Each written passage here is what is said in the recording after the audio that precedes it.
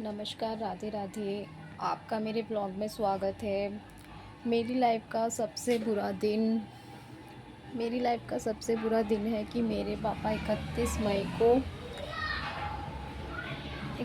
मई को मेरे पापा नहीं रहे। और 31 मई 2025 को मेरे पापा इस दुनिया से जा चुके हैं और मुझे इस बात का बहुत अफ़सोस है कि अचानक ये सब कैसे हो गया। मैंने एक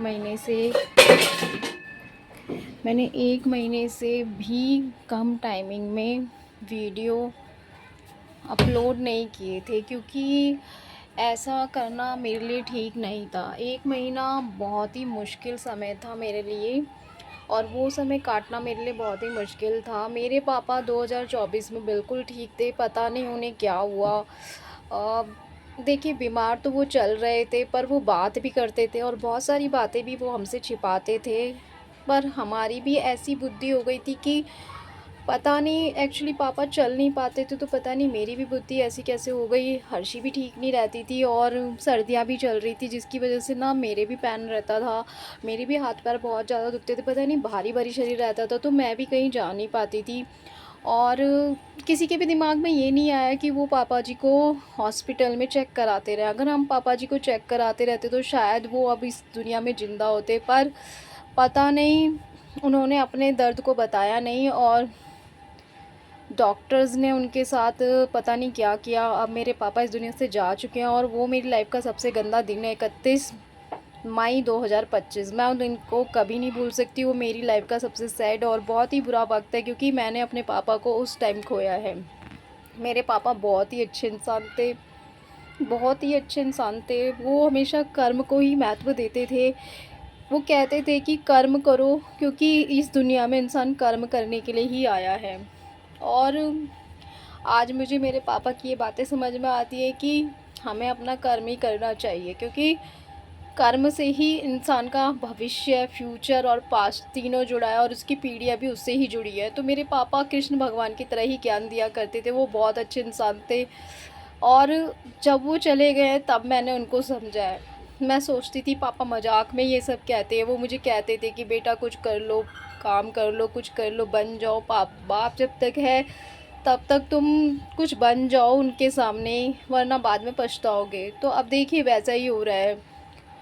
और मेरे पापा बहुत ही अच्छे थे। उन्होंने हम बेटियों को बहुत ही, एक लड़के से अच्छा उन्होंने हमें पाला। वो अपनी बेटियों को बहुत प्यार करते थे और अपनी बेटियों को उन्होंने अपनी जान से ज़्यादा प्यार किया है, उन्हें पाला है, उन्हें संभाल के रखा है अपने से ज़्यादा। और वो सब कुछ ना, उन्होंने अपने जीवन का त्याग अपने बच्चों के लिए ही कर दिया है। मेरे पापा बहुत इम्पोर्टेंट और बहुत अहम हिस्सा थे हमारी लाइफ का। मैं उनका एहसान कभी नहीं भूल सकती, क्योंकि उन्होंने मुझे जन्म दिया और मुझे इस लायक बनाया कि आज मैं आपके सामने वीडियो बना रही हूँ। पर इस वीडियो का फ़ायदा तभी है जब मैं अपने पापा के सपने पूरे कर पाऊँ। अगर आप मुझे एक लाइक और सब्सक्राइब दोगे तो शायद मेरी वीडियो आगे जाएगी और मुझसे, मैं जो उस यूट्यूब चैनल से अर्निंग कर पाऊँ, तभी मेरे पापा की आत्मा को शांति मिलेगी। क्योंकि वो चाहते थे कि मैं कुछ अच्छी अर्निंग करूँ, अपने बच्चे को अच्छी तरह से पालूँ, इस दुनिया में एक नाम कमाऊँ और मेरे पास भी पैसा हो, जो कि अभी नहीं है। अभी मेरे पास जॉब नहीं है, पैसा नहीं है और इस दुनिया में पैसा होना ही बहुत ज़रूरी है। अगर पैसा होता तो शायद मैं अपने पापा के लिए बहुत कुछ करती और वो सब मेरा एक सपना ही बनकर रह गया, क्योंकि अब मैं उनके लिए कुछ नहीं कर सकती। पर अगर आप मुझे सपोर्ट करेंगे, आगे पहुंचाएंगे, तो शायद मैं कामयाब हुई तो वो मेरे पापा के लिए ही एक अच्छा ऑप्शन होगा।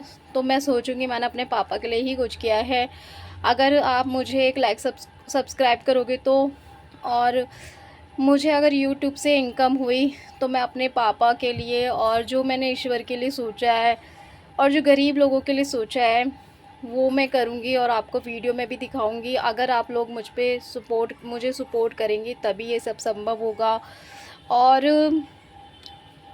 31 मार्च 2025 लाइफ का बुरा दिन तो है ही। अब इस दिन को हम कभी नहीं भूल सकते और पापा अब नहीं हैं। मैं बस यही चाहूँगी कि आप मेरे पापा की आत्मा के लिए, उनकी आत्मा की शांति के लिए मेरे साथ एक मंत्र पढ़ें। ओम शांति शांति शांति ओम। और आप ये सब हाथ जोड़ कर कहिए कि वो भगवान मेरे पापा जी की आत्मा को शांति दे। और मेरे पापा बहुत ही अच्छे इंसान थे, वो बहुत ही अच्छे थे। उन्होंने ज़िंदगी में कभी किसी का बुरा नहीं सोचा था, बुरा नहीं किया था। बहुत ही नेक इंसान थे वो। और हमेशा उन्होंने अपने बारे में ना सोच के अपने बच्चों के बारे में ही सोचा है। तो हमारे फादर बहुत ही अच्छे होते हैं। हमें लगता है कि हमारे माँ बाप हमें हमेशा डांटते हैं और हमें हमें दुनियादारी के बारे में सिखाते ही रहते हैं, पर हमारे माँ बाप हमारे लिए सही होते हैं, हम ही गलत होते हैं। आज ये बात मुझे रियलाइज़ होती है, क्योंकि माँ बाप ही इस दुनिया को और अपने बच्चों को सबसे ज़्यादा अधिक समझते हैं। अपने बच्चों के भविष्य को बनाने के लिए वो जो भी कहते हैं वो सही होते हैं।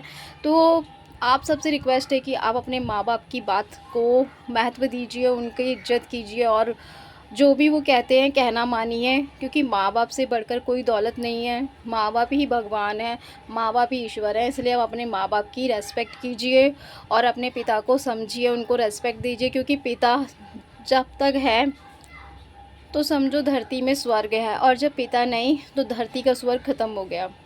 इसलिए अगर आपके पिताजी हैं तो उनकी कदर कीजिए, क्योंकि मेरे पापा जब गए हैं तब मुझे उनकी कदर हुई है और अब मैं बहुत पछता रही हूँ, क्योंकि मेरे पापा बहुत अच्छे इंसान थे और बहुत ही अच्छे इंसान थे वो। अब मैं ये ब्लॉग यहीं समाप्त करती हूँ।